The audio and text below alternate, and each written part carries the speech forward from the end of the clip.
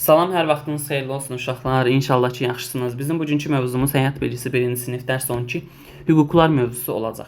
Dövlətin bizə verdiyi hüquqlar var, hüquq və uşaq. Şəkildə gördükləriniz haqqında danışın. Gəlin danışaq. Birincisi, ana, oğlu, ata və qız. 4 nəfər ailə, birlikdə bir ailədirlər və bunlar meşədə gəzintiyə çıxıblar parkda. İkincisi, uşaqlar, bir saniyə. İkincisi, qardaş və bacı birlikdə dərs çalışırlar və bir şeylər öyrənməyə çalışırlar. Üçüncüsü, yəni xəstələnən uşaq həkimə gəlib və həkim onu müalicə edir. Dördüncüsü, deməli, bacı və qardaş və onun iti, onun da topu birlikdə gəliblər dənizdə çimərliyə və istirahət eləməyə. Beşinci, qız bədəninə qulluq eləyir, yəni belə deyim, qidalanır və süfrədədir, yeməyini yeməkdədir hazırda. Sizdə şəkillərdə uşaqların hansı hüquqları təsvir edilib? Birincisi, istirahət etmək hüququ. İkincisi, gəzmək əslində istirahət etmək hüququ sayılır. Birincisi, ailə ilə vaxt keçirmək. İkincisi, səhiyyə, yəni sağlamlıq hüququ. Üçüncüsü, istirahət hüququ. Dördüncüsü, qidalanmaq hüququ. Burada isə əslində birlikdə vaxt keçirmək, yəni əslində bu çalışmaq hüququ sayılır, iş hüququ da sayıla bilər. Yəni çalışmaq hüququ desək daha yaxşı olar. Yəni hər birini izah elədim, amma burada əsas təsvir olunanlar.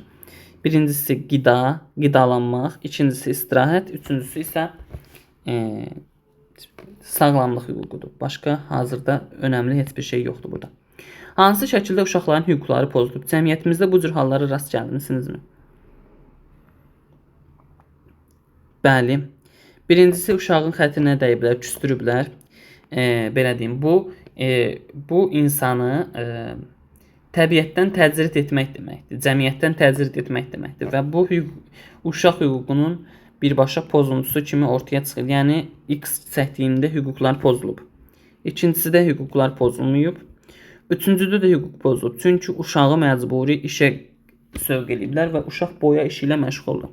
Biz də bildiyimizə görə heç bir şəxs məcburi işlədilə bilməz və heç bir şəxs 16 yaşından az hər hansısa bir yük və yaxud ağır bir şey tələb edən işdə çalışa bilməz. Belə. Digərində uşaq rəsm çəkir, bu normal bir şeydir. Gəlin tərtib edək. Hüquqlarınızı yazın. Belə bir siyahı sinifin otağın divarından da asa bilərsiniz. Təbii ki. Deməli, bizim hansı hüquqlarımız var? 1. Təhsil hüququ. İkincisi, istirahət hüququ. Üçüncüsü, səhiyyə hüququ.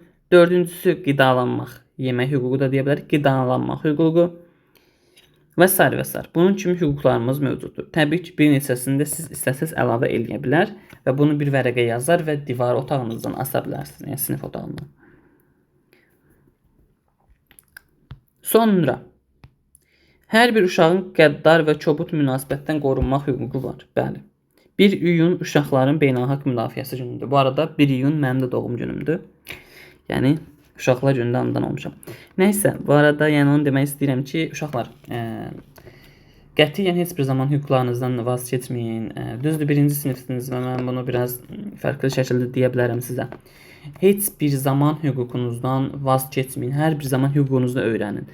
Çünki indiyə qədər, indiki dövr elə bir şey tələb eləyir ki, insanların aldadılması, hüquqlarının pozulması o qədər geniş yayılıb ki, qətiyyən heç bir insanın, heç bir şəxsin, heç bir təşkilatın sizdən istifadə eləməsinə, sizin haqqınızın tapdalanmasına icazə verməyin. Siz bir fərdsiniz və gələcəkdə bir şəxsiyyət olaraq yetişəcəksiniz. Deməli, belə. Uşaqlar məktəbdə oxumaq, tibbi xidmət almaq, istirahət etmək hüququ var. Tibbi hüquqlar dövlət tərəfindən qorunur. Bəli. Konstitusiyon hüquqa əsasən, yəni dövlətimizin konstitusiyasında yazılan maddələrə görə bunlar bir daha təsdiq edilmiş olur. Belə uşaqlar, inşallah ki, bəyənmiş olarsınız. İnşallah ki, məndən bir şey öyrənmiş olarsınız. Sağ olun, salamat qalın. Gələn dərslərdə görüşərik. Hələlik.